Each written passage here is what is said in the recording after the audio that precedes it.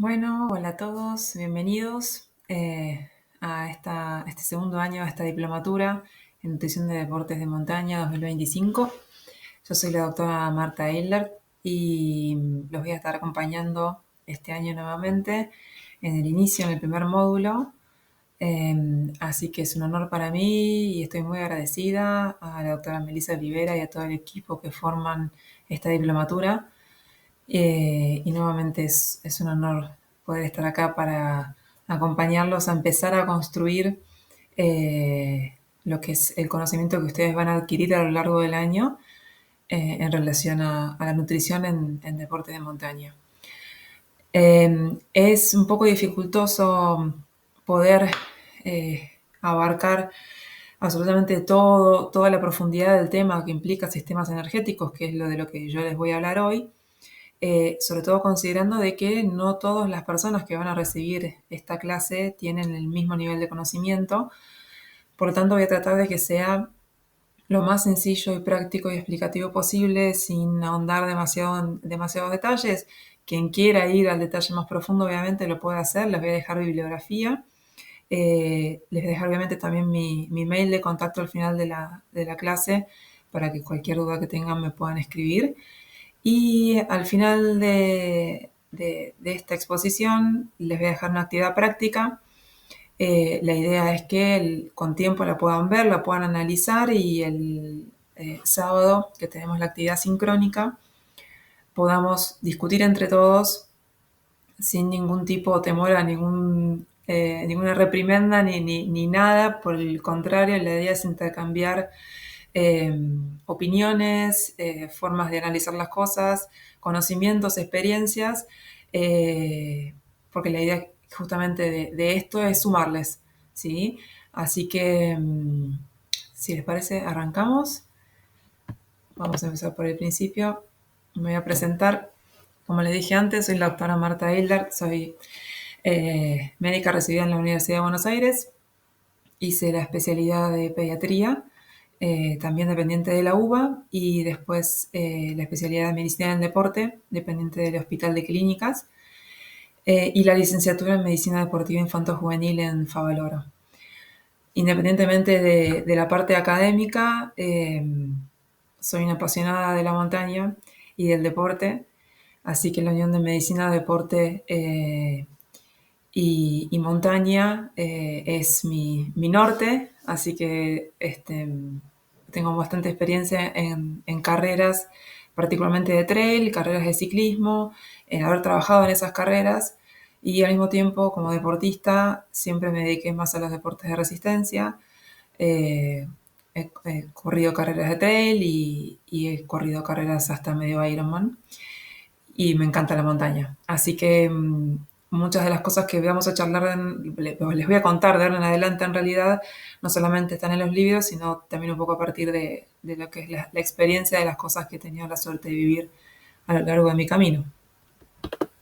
Bien, entonces vamos a empezar por el principio. La idea de esta clase es un poco el fundamento de todo lo que viene después, ¿no?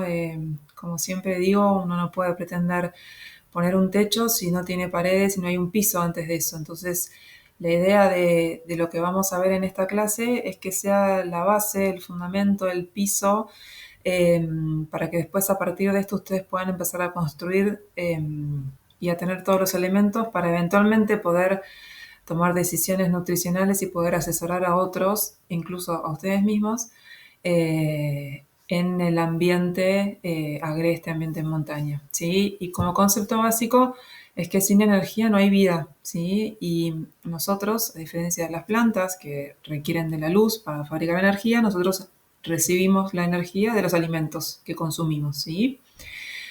Entonces, a partir de esa energía lo que hacemos es usarla para desarrollar actividades, ¿sí? Movimientos, eh, incluso para respirar, básicamente, ¿sí? Ahora, en el caso en particular del ejercicio, lo que hace el ejercicio es aumentar la demanda muscular de energía, ¿sí? Ahora, la vía final común de lo que vamos a hablar hoy va a ser siempre el ATP.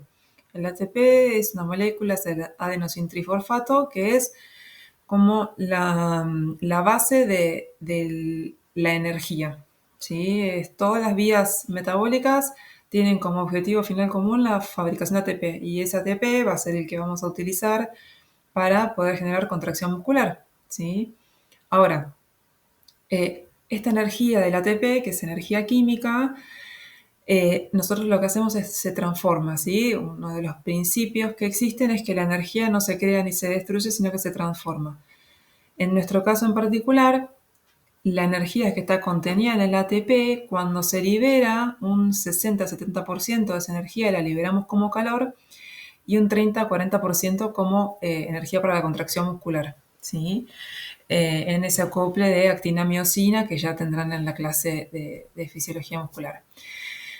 Entonces, de forma indirecta, yo sabiendo que de esa energía química que yo transformo, 60-70% se va a disipar como calor, yo puedo usar la energía del calor, o sea, puedo usar ese valor del calor para inferir cuánta energía me está dando cada uno de los sustratos que yo voy a consumir, cada uno de los alimentos, los componentes de los alimentos. Entonces, por definición, una kilocaloría es la cantidad de energía que yo necesito para elevar en 1 °C la temperatura de 1 kilo de agua.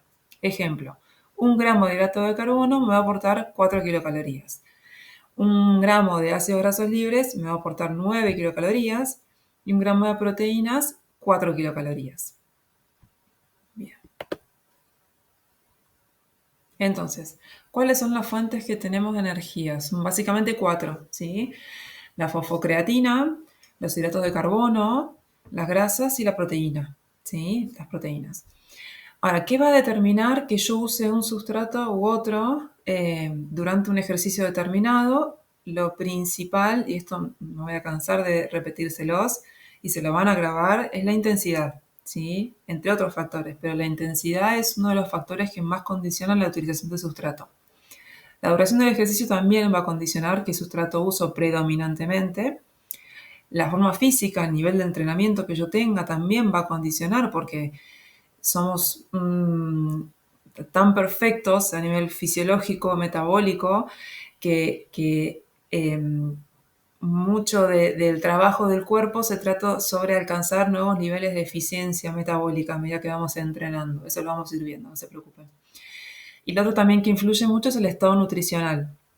No solamente el estado nutricional de los últimos meses que hice con mi plan nutricional y cómo estoy ahora que voy a empezar a entrenar, sino también cómo estoy ahora, que quizás ayer entrené un fondo de 2 horas corriendo y después me comí un omelette, no incorporé ningún hidrato de carbono, no tomé casi líquido. Y ese estado nutricional al que llego al siguiente entrenamiento también va a condicionar qué sustrato voy a usar o qué voy a poder usar o cuánto tiempo voy a poder usarlo. ¿Sí? Ahora, como dato general, esto es una generalidad para una persona promedio de unos 60-70 kilos, con un 12% de grasa corporal, la cantidad de hidratos de carbono y de grasa que tenemos disponible para fabricar energía va a depender de dónde saquemos el sustrato. Si es el glucógeno hepático, ustedes saben que el polímero de glucosa, o sea, la glucosa como compactada, forma otra molécula más grande que se llama glucógeno, ¿sí? Ese glucógeno se puede almacenar en el hígado, se almacena a nivel también muscular, y si no, puede estar como glucosa libre en sangre, por ejemplo, ¿sí? Entonces, tenemos unas 450 calorías de glucógeno hepático a nivel muscular, alrededor de unas 1400, y un poco menos en sangre, ¿sí? Y a nivel de la grasa podemos tener a nivel subcutáneo, que es la que todos lidiamos todos los días y nos quejamos, sobre todo que se almacena en el invierno, y la grasa intramuscular. Entonces, si ustedes se fijan, los hidratos de carbono aportan en total aproximadamente unas 1500 calorías, a diferencia de la grasa, que en total aporta unas 72.000 calorías, ¿sí? Sería fantástico que usáramos solamente la grasa, pero bueno, no es el caso, y ya vamos a ir viendo por qué. Bien, y con respecto, en este gráfico que se ve acá a la derecha, si yo usara solamente glucógeno hepático, tengo para más o menos unas 400 calorías. Acá lo ponen en millas porque es un gráfico de Estados Unidos. serían un poco más de 5 kilómetros. Si uso solamente glucógeno muscular, ya son 14 millas, unos 2000 kilocalorías. Y si será la grasa, tengo para más de 400 millas. No podemos andar y andar prácticamente si pudiéramos depender solamente de la grasa. Bien, entonces, en el músculo en particular, o sea, los sistemas energéticos, de vuelta, lo que les dije antes, la vía final común va a ser ese ATP. El ATP es el adenosintrifosfato, son 3 fosfatos que están unidos y que cuando se escinde, se rompe esa unión del último fosfato del tercero, esa ruptura genera una liberación de energía. Y esa energía es la que se utiliza para, en este caso particular del ejercicio, generar la contracción muscular.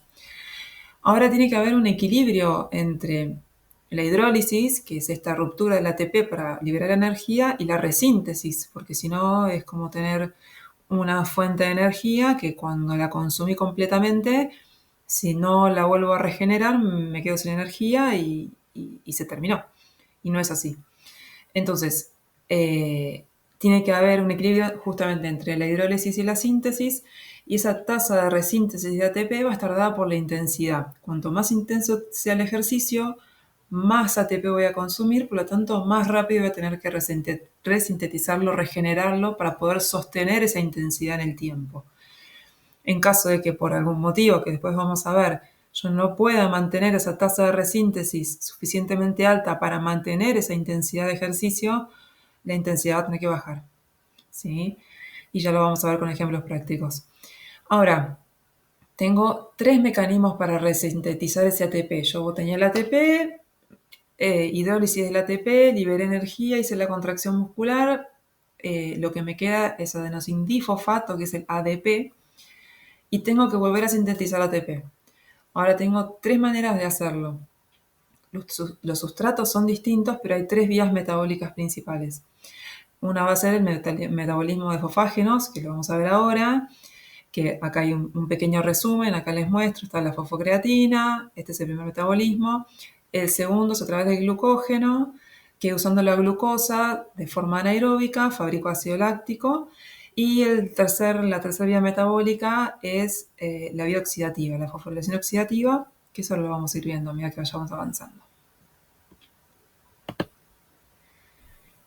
Bien, esto es simplemente a forma de un pequeño resumen, los vamos a ir viendo uno por uno, pero una cosa sí que es importante es que dentro de estos sistemas que yo les contaba, que hay 3 sistemas principales, antes tenían otro nombre, que era anaeróbico láctico, que es el sistema de los fosfágenos o fosfatos, anaeróbico láctico, que es el de glucólisis anaeróbica, y el sistema de la fosforilación oxidativa o glucólisis, la parte aeróbica oxidativa. Ahora, lo que es anaeróbico, el sistema anaeróbico en sí no es que trabaja en ausencia de oxígeno, porque nosotros siempre estamos en contextos rodeados, tenemos oxígeno, sino que trabaja de forma independiente del oxígeno. Ustedes acuérdense que ahora lo voy a desarrollar un poco más, pero cuando uno empieza un ejercicio, sobre todo si es de alta intensidad y muy rápido, uno no viene hiperventilando desde antes de iniciar el ejercicio. Entonces, en realidad,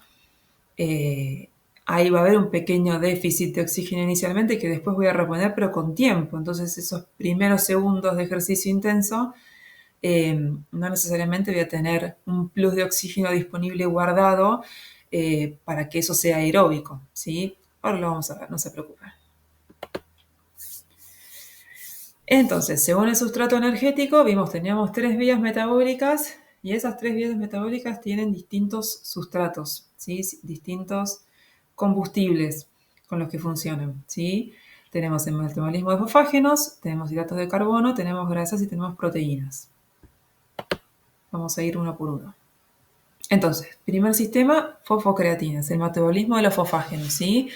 ¿Quién es el sustrato acá? El ATP, principalmente, ¿sí? Nosotros tenemos un pool de ATP de reserva muy, muy, muy pequeño, entre 80 y 100 gramos por célula, que utilizándolo, ese pool de ATP, esa reserva que tengo, si la uso, me dura medio segundo aproximadamente y se agota, ¿sí? El otro componente que parte de metabolismo de fosfágenos es la fosfocreatina, ¿sí? Y también el GDP, el ADP y UTP, la guanidin difosfato, la adenosina difosfato y la uridin trifosfato. Entonces, ¿para qué sirve este primer sistema de fosfocreatina? Es específicamente para contracciones musculares iniciales y esfuerzos explosivos muy breves de muy alta intensidad. Por ejemplo, estar en reposo y un pique corto o patear una pelota de forma muy intensa, muy de golpe, ¿sí? Dura promedio entre 3 y 14 segundos, ¿sí? Y la enzima que cataliza esto se llama ATPasa, ¿sí? Que transforma el ATP, rompe ese fosfato, libera energía, se transforma en ADP y esa energía es la que yo sé para la contracción muscular. Ahora, esa enzima, ATPasa, es citosólica, está en el citosol de la célula y no requiere de que la presencia de oxígeno para funcionar, ¿sí? Ahora, la fosfocreatina es una molécula que está disponible en el citosol también, que tengo 3 a 5 veces más cantidad de reserva de fosfocreatina que de ATP solito, ¿sí? Y la fosfocreatina es una molécula de creatina con un fosfato unidos que a través de una enzima que es la CPK, que es la creatinquinasa, lo que hace es, tengo el ADP, ¿sí? Pues yo ya cedí la energía, tengo el ADP, la enzima CPK agarra la fosfocreatina, le saca el fósforo y transforma ADP en ATP, ¿sí? Y me queda la creatina libre. Es básicamente, espero que se vea el cursor, tengo, acá liberé hidrólisis de enlace de alta energía, se transforma en ADP. En los casos de que estoy haciendo ejercicio físico y que el ADP se empieza a acumular porque estoy gastando ATP, se estimula la CPK, la creatinquinasa, me separa la creatina del fosfato y vuelvo a tener ATP con creatina libre, ¿sí? Bien. Esta fosfocreatina tiene, obviamente, mayor cantidad de concentración de fosfocreatina hay en las fibras tipo 2, que son las fibras rápidas, ¿sí? Las fibras de contracción rápida. Tienen, obviamente, este metabolismo más presente. Ahora, a las 30 segundos, si yo hago un ejercicio de muy alta intensidad, muy breve, explosivo, y hago una pausa, a los 30 segundos de pausa, el 50% de la fosfocreatina está resintetizada, ¿sí? Esta creatina que yo tengo acá, que me sobró, que me quedó libre, se va a volver a transformar en fosfocreatina usando el metabolismo oxidativo. Cuando yo freno, se me activa otra parte del metabolismo que vamos a hablar más adelante, que me va a ayudar a volver a resintetizar fosfocreatina. Entonces recupero el pool de fosfocreatina y estoy listo para volver a hacer otro movimiento de muy alta intensidad muy breve. Si yo recupero durante 3 minutos, ya el 98% de la fosfocreatina ya está lista para volver a utilizarse, ¿sí? Pero como concepto, sistema de fosfágenos, contracción muscular inicial, ejercicios breves de muy alta intensidad y explosivos entre 3 y 14 segundos, ¿sí? Bien, ¿cómo podemos poner esto en un gráfico? Puede ser complejo verlo así, pero les aseguro que es muy sencillo de entender. Yo les conté que el ATP, yo tengo un pool de ATP en la célula que está siempre preparado para ser utilizado, pero que es muy poquito, muy pequeño y que dura alrededor de 0,5 segundos. Si yo no tuviera nadie que me done energía para resintetizar el ATP, en medio segundo me quedaría sin energía y no podría volver a contraer nada. Entonces acá viene a ayudar la fosfocreatina. Después de estos 0,5 segundos iniciales, donde yo ya no tengo más, no me quedaría más ATP, voy a poder mantener a medida que pasan los segundos los niveles de ATP estables a partir de esta fosfocreatina que está donando sus fosfatos, ¿sí? Esa creatinquinasa, esa CPK que me está rompiendo las uniones de fosfato de la creatina, me está donando ese fosfato al ADP y me lo está transformando en ATP. Entonces, el ATP, a medida que pasan los segundos, 6, 8, 10 segundos, fíjense que la fosfocreatina cae porque la cantidad que yo tenía reservada va cayendo porque se está terminando, pero los niveles de ATP se mantienen en el tiempo, así que yo puedo seguir manteniendo la contracción muscular, ¿sí? Y esto recién se va a agotar llegando a los 14 segundos, ¿sí? Bien, ahora vamos a hablar un poco de metabolismo de hidratos de carbono. sin demonizar a los hidratos de carbono, por favor, que son aliados, no son en lo absoluto malos, por el contrario, ahora vamos a charlar largo y tendido sobre ellos. Bien, la forma de incorporar hidratos de carbono, básicamente la forma principal es a través de receptores GLUT4 en las células, ¿sí? Hay células en nuestro cuerpo que son independientes de estos receptores, como por ejemplo en el sistema nervioso tenemos otro tipo de receptores que son los GLUT1, que son independientes de insulina, por ejemplo. Entonces la glucosa entra sin necesidad de que haya una hormona que favorezca su ingreso. Ahora, en las células musculares en reposo, lo que sucede es que para que la glucosa pueda entrar a la célula muscular y pueda entrar al hepatocito, a la célula del hígado, la insulina va al hepatocito y al miocito e induce que los receptores de GLUT4 se trasloquen, se muevan hacia la membrana de la célula.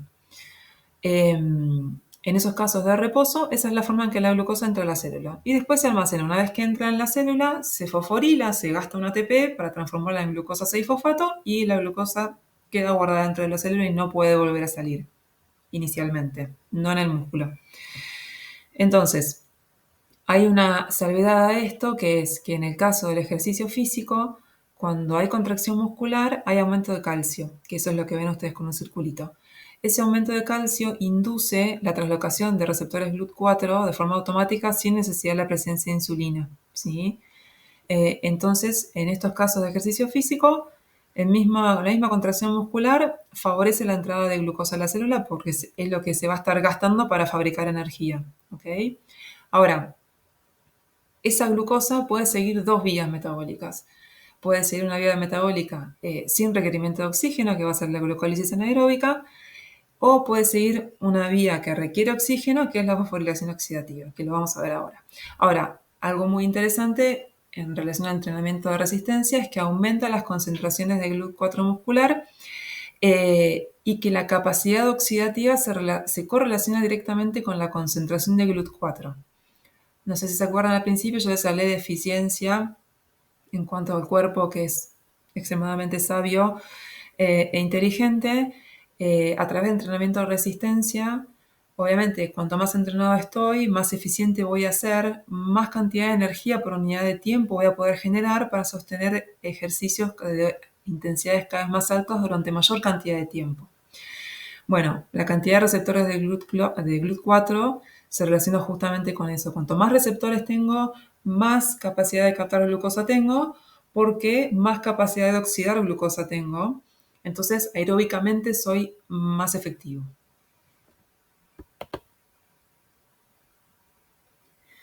Bien, entonces, una vez que yo consumí algún tipo de alimento, tomé algún tipo de líquido, me comí un gel, un membrillito, unos palitos, la glucosa llega a la sangre y de la sangre va a entrar a las células por estos receptores, la mayoría de GLUT4, y dentro de la célula se va a fosforilar y se va a transformar en glucosa 6-fosfato. En el caso de la célula muscular, una vez que se transforma en glucosa 6-fosfato, queda de esa forma y puede, si yo no la voy a utilizar en ese momento, por la enzima glucógeno fosforilasa, perdón, por la fosfoglucomutasa la voy a transformar en... Vamos de vuelta. Entonces, la célula entró dentro de la célula de glucosa 6-fosfato. Si no la voy a utilizar en ese momento como fuente de energía, por medio de la glucógeno sintetasa, se va a transformar en glucógeno, ¿sí? En un polímero de glucosa. Ahora, en el caso de que haya una activación muscular y yo necesite fabricar energía a partir de la glucosa, el estímulo del ejercicio físico genera que haya un aumento de la adrenalina en sangre y eso va a estimular a la glucógeno fosforilasa, que va a transformar el polímero de glucosa en glucosa 1-fosfato, la glucosa 1-fosfato por la fosfoglucomutasa en glucosa 6-fosfato, y estando dentro de la célula muscular, esa glucosa 6-fosfato va a ir a hacer glucólisis, ¿sí? En el caso de que la intensidad del ejercicio lo requiera, va a ser una glucólisis anaeróbica. En caso de que la intensidad no sea tan grande, después esa glucosa se va a ir a la vía de la fosforilación oxidativa. Ahora, si esa glucosa 6-fosfato está en el hígado, tiene que salir del hígado para ir a que sea incorporada dentro de la célula muscular. Entonces, solamente en los hepatocitos está la glucosa 6-fosfatasa, que es una enzima que transforma la glucosa 6-fosfato en glucosa libre. Esa glucosa libre viaja por sangre, es captada por las células musculares y ahí se vuelve a fosforilar y va para la vía de, en el caso de que la intensidad del ejercicio lo amerite, va para la vía de la glucólisis anaeróbica. ¿Sí? Bien.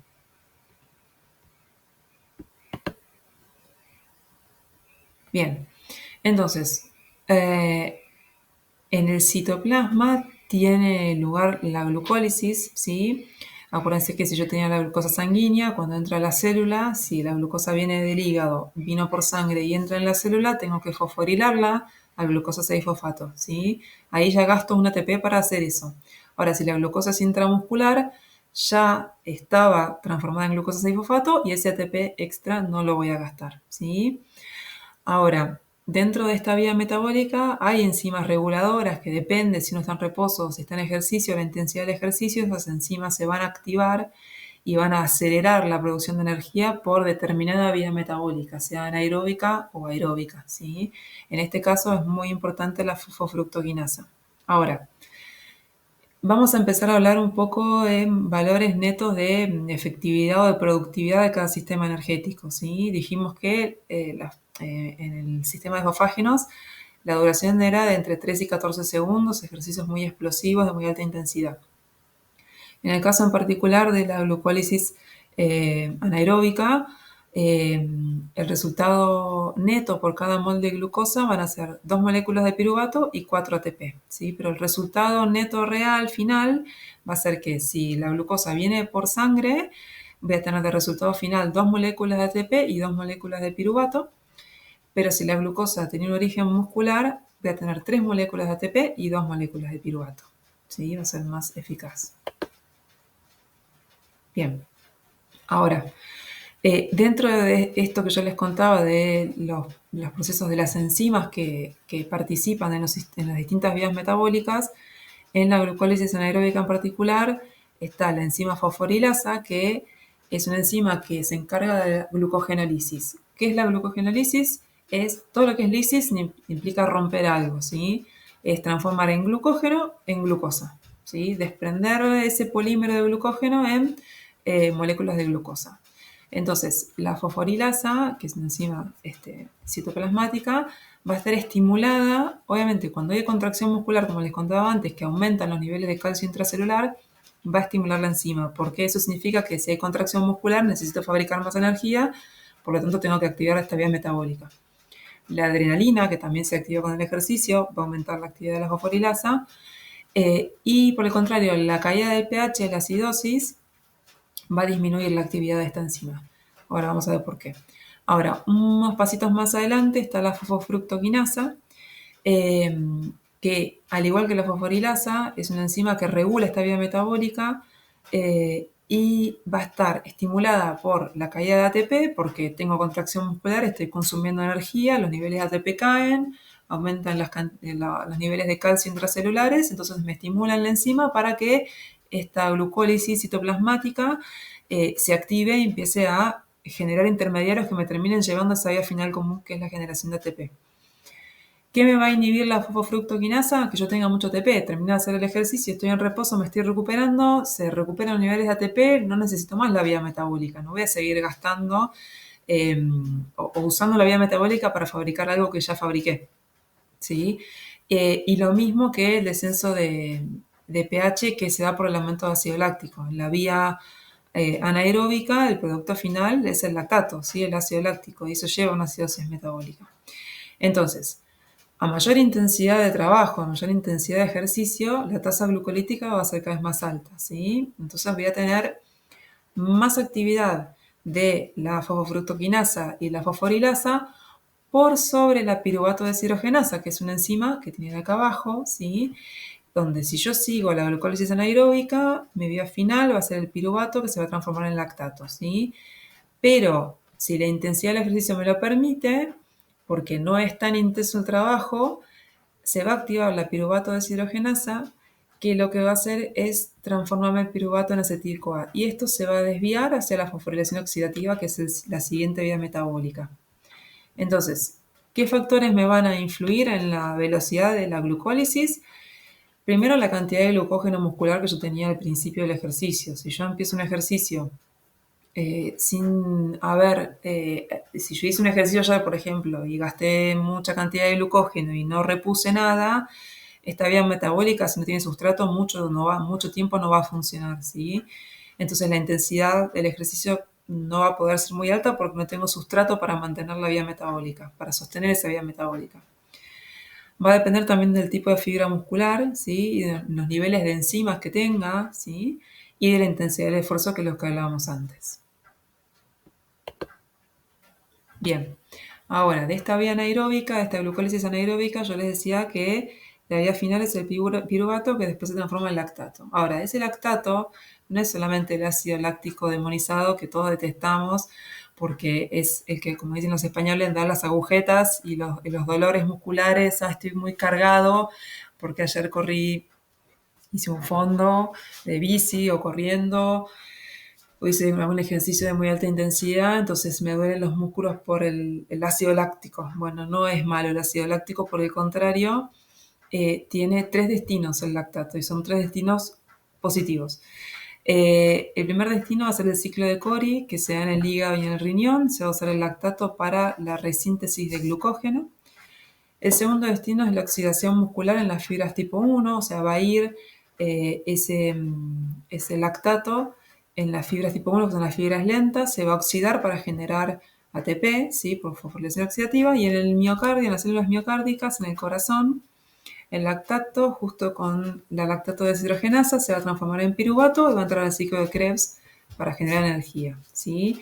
Y el tercer destino, en las fibras tipo 2, las fibras rápidas, glucolíticas, va a ser la gluconeogénesis muscular, la resíntesis de glucosa, ¿sí?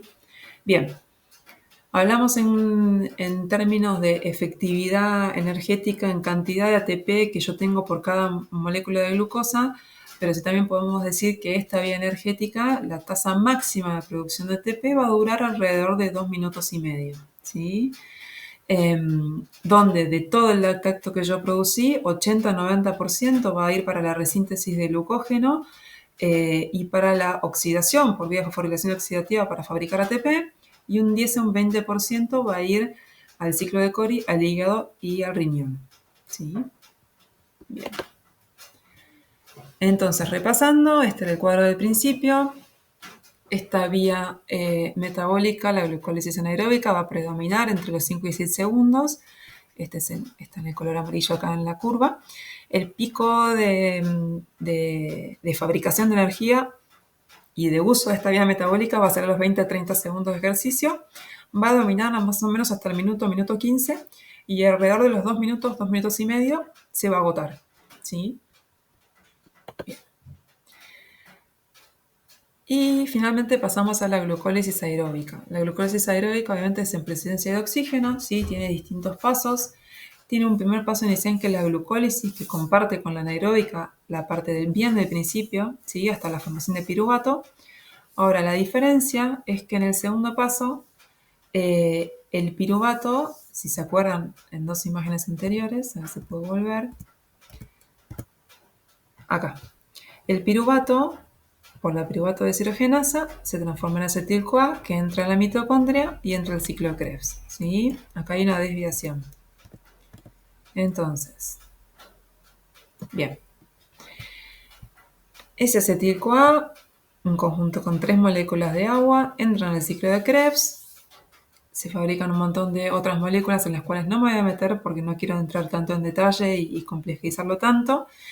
Pero finalmente eso va a entrar a la cadena de electrones, se va a producir la fosforilación oxidativa y finalmente la fosforilación de ADP, transformándolo en ATP. Ahora, ¿por qué circulé el agua en este ciclo de Krebs? Porque creo que desde lo metabólico les estoy demostrando que el agua es fundamental para que los sistemas energéticos funcionen. No podemos pretender tener una buena performance deportiva si estamos deshidratados. Y la gran mayoría de nosotros, me incluyo, aunque trato de no ser parte de ese grupo, nos despertamos directamente deshidratados habitualmente, ¿sí? Esto es algo muy sencillo de ver, muchos de ustedes lo sabrán, simplemente con ver la primer pis de la mañana, que generalmente suele ser un color bastante amarillo tirando color té, eso ya nos habla que estamos deshidratados y si pretendemos después salir a tener una buena performance deportiva, nosotros y nuestros pacientes y amigos, no lo digo yo, lo dicen las vías metabólicas, ¿sí? Así que no hay excusa. La hidratación es fundamental dentro de un montón de otros componentes, ¿no? Que son fundamentales, pero la hidratación es uno de los pilares. Bien, entonces, lo mismo, dentro de la mitocondria, esta cadena de electrones, el proceso de fosforilación oxidativa y finalmente la producción de ATP. Fíjense que incluso en este paso también sigue siendo fundamental la presencia de moléculas de agua. Bien, y en términos de eficiencia, de la cantidad de energía que se libera por el metabolismo aeróbico de una molécula de glucosa, en este caso, en esta vía metabólica, si la glucosa viene de la sangre, el resultado neto son 38 moléculas de ATP por cada molécula de glucosa. Y si la glucosa viene de glucosa que estaba intramuscular, el resultado son 39 ATP de ganancia. O sea, fíjense que la diferencia es mucha. Bien, ahora vamos a pasar al metabolismo de grasas. Bien, les decía antes que como reserva energética, si usamos el glucógeno, tenemos alrededor de unas 2.000 calorías reserva de energía, pero que el tejido graso tenemos entre 70 y 75.000 calorías de reserva, ¿sí? Ahora, ¿cuál es la idea del uso de grasas? Porque la grasa no lo voy a poder usar en cualquier intensidad de ejercicio, ¿sí?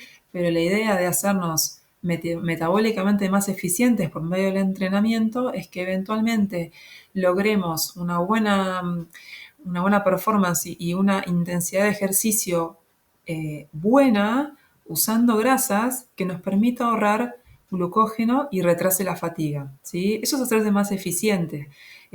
Justamente el entrenamiento lo que hace es mejorar la capacidad de oxidar grasa como sustrato de energía, ¿sí? Depende de la intensidad del ejercicio, va a ser el sustrato que uno utilice, como les decía antes. En el ejercicio moderado, prolongado, la beta-oxidación de ácidos grasos cubre hasta el 90% de los sustratos, ¿sí? Ahora, ¿de qué se trata esto? Básicamente, nosotros tenemos los ácidos grasos que están formando parte de los triglicéridos, ¿sí? Son 3 ácidos grasos y un glicerol que pueden estar dentro del tejido adiposo o dentro de la célula muscular. Y que en el ejercicio físico, el aumento de la adrenalina y noradrenalina que genera el ejercicio y el descenso de la insulina estimulan una hormona que es la lipasa hormonosensible. Esa lipasa hormonosensible lo que hace es separar el glicerol de los 3 ácidos grasos, ¿sí? Ahora, esos 3 ácidos grasos, cuando pasan a la sangre desde el tejido adiposo, no pueden viajar solos, viajan acompañados de albúmina, que es una proteína, ¿sí? Que eso también es importante. Acuérdense que somos un todo, no somos un ácido graso por un lado, un glicerol por otro, una molécula de agua por otro. Cuando vamos a evaluar a un paciente, no solamente pedirle la glucemia, sino también pedirle proteínas totales y albúmina, porque lo estamos viendo acá que yo necesito albúmina para poder transportar esos ácidos grasos, para poder fabricar energía, para sostener una intensidad de ejercicio, ¿sí? Hay que de a poquito empezar a enlazar los conceptos. Bien, entonces, esos ácidos grasos que estaban en sangre, van a ser captados por fibras tipo 1, las fibras lentas, y el glicerol va a ser captado por el hígado para hacer gluconeogénesis, para resíntesis de glucosa, y el glicerol también va a ser captado por el músculo para fabricar energía a partir del metabolismo para la vía metabólica de la glucólisis anaeróbica, ¿sí? Bien, fuentes de triglicéridos que tenemos, como les dije antes, tejido adiposo, 50% a nivel muscular y otro 50% en lipoproteínas circulantes, ¿sí?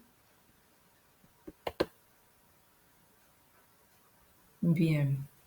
Entonces, en las fibras tipo 1 yo tengo el ácido graso acá arriba unido a la albúmina, la lipoproteína lipasa que separa al ácido graso de la albúmina, el ácido graso entra a la célula y ahí en presencia de ATP se transforma en acil-CoA y AMP y a través de un transportador dependiente de carnitina, el acil-CoA va a entrar a la mitocondria, ¿sí? Este es el espacio intermembrana y acá está la mitocondria.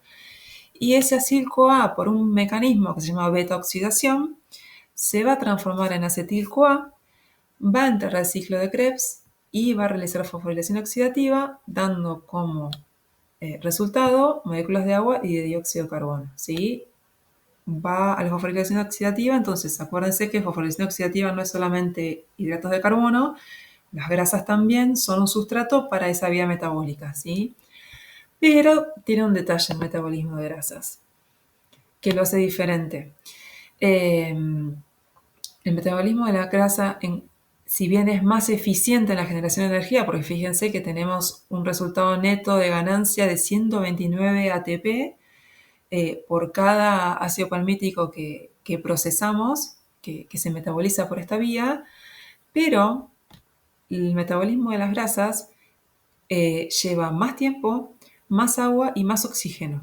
¿Sí? Recuerden estos tres datos. Metabolismo de grasas, el metabolismo es más eficiente energéticamente porque el resultado neto son 129 ATP, muchísimo más que el resto de los sustratos, pero lleva más tiempo, más agua y más oxígeno. ¿Sí?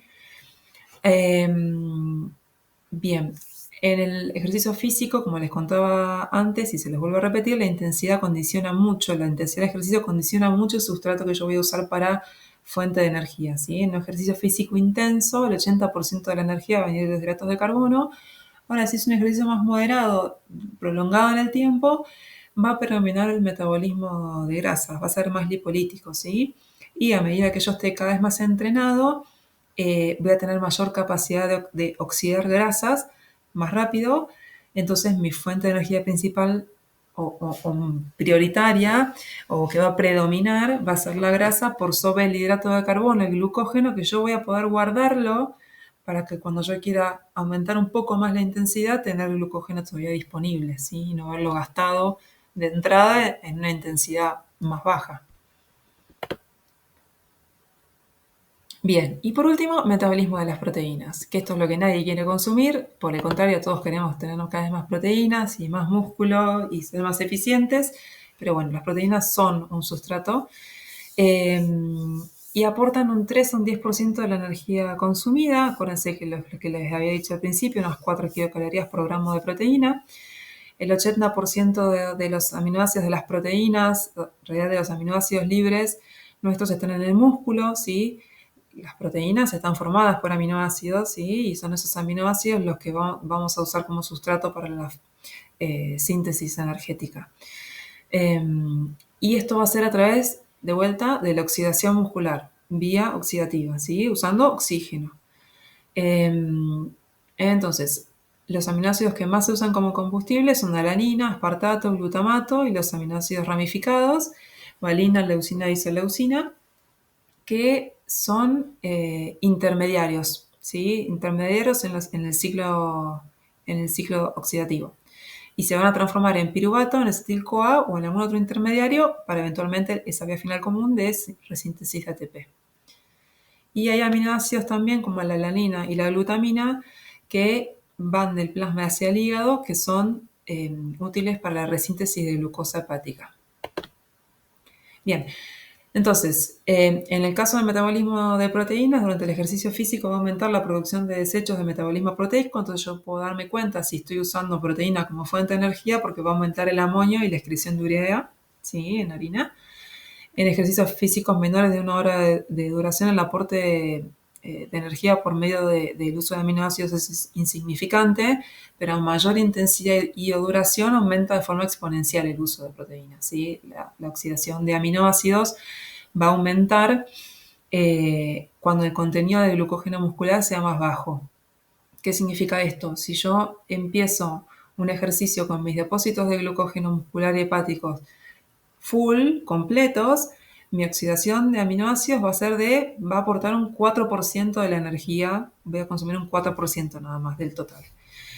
Ahora, si yo empiezo un ejercicio en depleción glucogénica, no tengo nada o muy poco en los depósitos, la importancia del metabolismo de las proteínas como sustrato va a ser mucho más grande y va a pasar a ser un 10%, ¿sí? Que es justamente lo que no queremos. No queremos consumir proteínas para poder sostener un ejercicio. Bien, este es un resumen un poco de todo lo que acabo de contarles. Lo pueden leer tranquilos. Y me imagino que básicamente deben estar todos así en este momento. No los culpo, no es sencillo. Lleva tiempo entenderlo, pero una vez que uno empieza a hilar un poquito y hacer conexión de algunas neuronas, es un poquito más llevadero. Lo que vamos a hacer ahora es tratar de procesar un poco todo esto que le dije por separado. La realidad es que nada de todo esto sucede de forma independiente completamente. Hay un concepto que quiero que les quede muy claro, que esto es un continuum energético, esto es una continuidad. No es que en el segundo 3 del ejercicio solamente están presentes los fosfágenos y si yo estoy haciendo ejercicio y ya voy 2 horas de ejercicio subiendo una montaña, solamente estoy usando grasas porque a las 2 horas tengo que estar usando grasas porque es lipolítico, porque es una intensidad moderada. No, esto es un continuo, ¿sí? Una vez que uno empieza el ejercicio, va a predominar una vía metabólica por sobre otra y va a predominar la elección de sustrato sobre otro eh, por distintos factores que ahora se los voy a repetir, pero esto es un continuo, ¿sí? Esto no es donde termina un sistema energético, se terminó la fosfocreatina, entonces ahora empiezo a fabricar ácido láctico y cuando me saturé de ácido láctico ahora empiezo con los hidratos de carbono, no. Esto es un continuo donde hay una predominancia de un sistema por sobre otro, pero están todos presentes, ¿sí? Entonces, ¿qué es lo que va a determinar la elección de sustrato durante el ejercicio? Otra vez la intensidad, ¿sí? La intensidad del ejercicio, la duración del ejercicio. Mi forma física, mi nivel de entrenamiento. Cuando más entrenado estoy, más eficaz soy y más eficiente voy a ser en la utilización de los recursos que tengo para fabricar niveles de energía más rápido y mantener intensidad de ejercicio más altas. Mi estado nutricional, ¿sí? Lo que hablaba al principio, el género también va a ser un condicionante, no tan importante, pero el género, hay cosas que son innegables en relación a la cantidad de masa muscular y el consumo de oxígeno y la disponibilidad de la velocidad de fabricación de energía que tienen que ver con el género. Los factores ambientales van a influir un montón, no va a ser lo mismo estar haciendo ejercicio en un ambiente a 38 grados en 100% de humedad que a 2 grados con un 30% de humedad, un ambiente completamente seco, ¿sí? Donde me voy a deshidratar en los dos ámbitos, ¿sí? Por distintos motivos. Y también la composición fibrilar muscular, que es un componente genético muy importante, ¿sí? Pero que en determinados momentos de la vida, según el tipo de entrenamiento que se realice, se puede llegar a influir que haya un mayor desarrollo de fibras musculares más tipo 1 o más tipo 2, ¿sí? Este gráfico que está acá arriba justamente me gusta mucho porque es una forma muy visual de que entiendan lo que viene hablando hasta ahora. Que fíjense ustedes la diferencia en tamaño del contenedor, ¿sí? Los contenedores azules y el tamaño de las canillas, ¿sí? El sistema de fosfágenos, la canilla es enorme, la salida de energía es muy intensa, es muy rápida, es mucha cantidad de energía junta, pero dura muy poquitito porque la cantidad de la reserva es muy pequeña. La glucosa es un poco más grande, pero tarda un poquitito más en salir. Tiene más procesos metabólicos, hay más pasos metabólicos, más procesos enzimáticos que tienen que suceder para que se dispense la energía. Y por el contrario, las grasas, tengo un montón de depósito, pero la canilla es muy pequeñita, tarda mucho más tiempo, requiere, acuérdense, más oxígeno, más agua y más tiempo para dispensar esa energía, ¿sí? Bien, entonces, ¿cómo se mueven los hidratos de carbono durante el ejercicio físico? ¿Cómo los uso? ¿Sí? Quiero que quede claro un concepto que es el siguiente. La función de la glucosa hepática no es solamente darle glucosa al músculo que se quedó sin glucógeno, ¿sí? Yo tengo mis depósitos de glucógeno muscular, mis depósitos de glucógeno hepático, son los principales depósitos de glucógeno esos dos. Mi músculo se activa, empieza a usar la glucosa propia que tiene, pero la función del hígado es mantener los niveles de glucosa en sangre estables, ¿sí? Recuerden que el cerebro, el único sustrato que realmente utiliza para funcionar es la glucosa, ¿sí? Entonces, el objetivo del hígado va a ser mantener la glucosa en sangre estable. Cuando yo consumí todo mi glucógeno muscular y consumí todo mi glucógeno hepático, la única vía final de eso es la hipoglucemia, ¿sí? Si yo no incorporo nada, si no ingiero nada que tenga glucosa, voy a la hipoglucemia. Y ahí el primero que sufre es el cerebro, ¿sí? Y ahí vienen esas imágenes tan demostrativas que vemos, que lamentablemente las ponen en redes sociales y en todos los lugares como algo fantástico y súper admirable.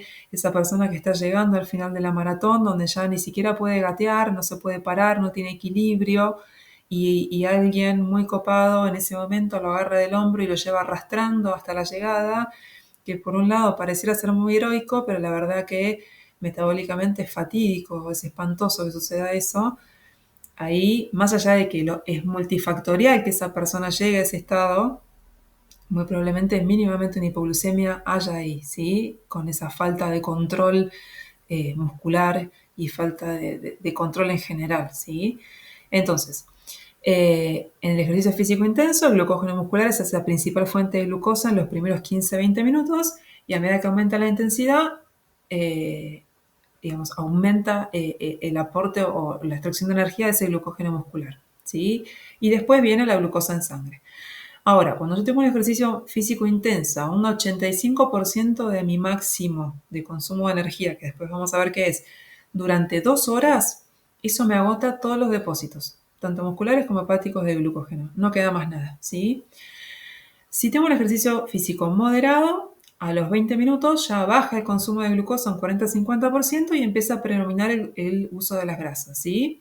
Cuanto menos intenso, más predomina el uso de las grasas, ¿sí? Y cuando tengo un ejercicio físico prolongado en el tiempo, primero, es lo que les decía antes, vacío los depósitos de glucógeno muscular, después vacío los hepáticos, termino en una hipoglucemia, ¿sí?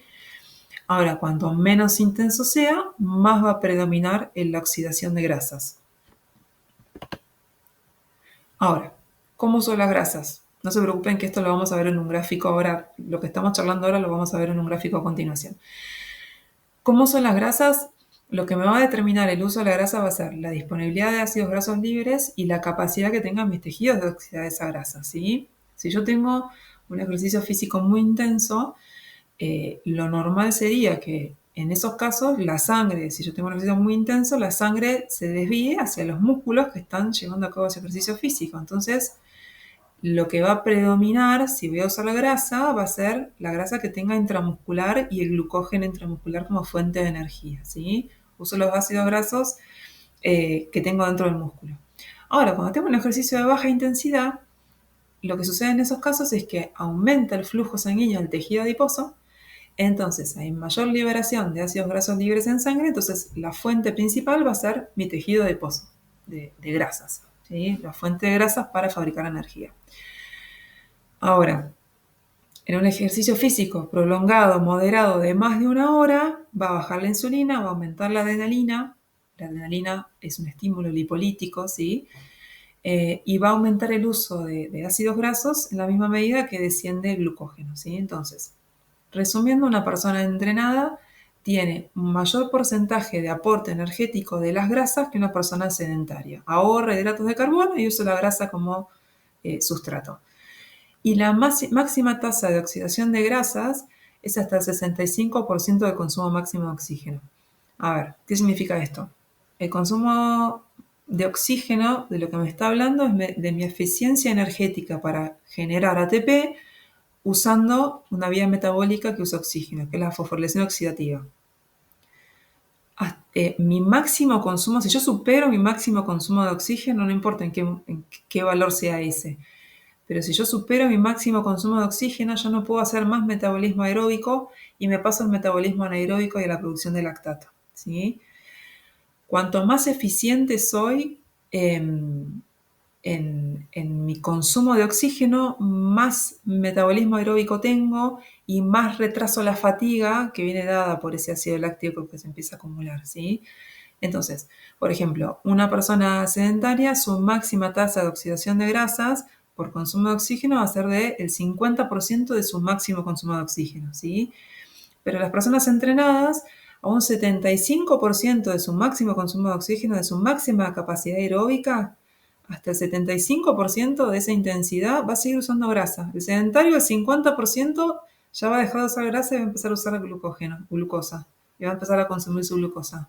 La persona entrenada, del 100% de capacidad aeróbica que tiene, hasta el 75% de esa capacidad aeróbica va a usar la grasa y va a estar ahorrando glucosa. Y solamente en ese último tirón de aumento de intensidad hasta su máximo de capacidad aeróbica va a empezar a usar glucógeno, ¿sí? Entonces, cuanto más entrenada estoy, más eficiente soy, más oxido grasas y consigo energía a través de esa oxidación de grasas y menos glucosa uso, ¿sí? Bien, acá en el gráfico este es justamente lo que le venías diciendo. Esto es la fuente de energía, que son los dibujitos en colores, y en el eje de la X es la intensidad. A un ejercicio muy, muy, muy intenso, lo que más voy a usar va a ser creatina, fosfato de creatina, ¿sí? Sistema de fosfágenos. Pero ya se va a estar activando la glucólisis anaeróbica, ¿sí? Cuando ya el ejercicio sea de una intensidad moderada, va a predominar la glucólisis anaeróbica, pero la fosforilación oxidativa ya se va a estar activando, ¿sí? En este caso, por ejemplo, podría estar usando grasas para la fosforilación oxidativa o incluso si estuviera muy entrenada, acá en un ejercicio de más alta intensidad, acá también podría estar usando grasas, ¿sí? Pero si no estoy muy entrenada, voy a estar usando acá más hidratos de carbono y acá arriba en un ejercicio de intensidad media voy a estar usando más grasas. Y ahora cuando la intensidad sea mucho, mucho más baja del ejercicio, va a predominar la fosforilación oxidativa, el uso de grasas, el uso de hidratos de carbono como fuente de energía. ¿Ok? Bien. Este gráfico acá, de la derecha arriba, es fundamental para que se entienda. De ese porcentaje que yo les conté de máximo consumo de oxígeno, de mi máxima capacidad de generar energía por metabolismo oxidativo usando oxígeno, a un 25% de mi capacidad máxima, lo que va a predominar es en amarillo, acá ven los ácidos grasos libres del plasma, ¿sí? La glucosa plasmática, muy poquitito aporte, y los triglicéridos, muy poquitito aporte.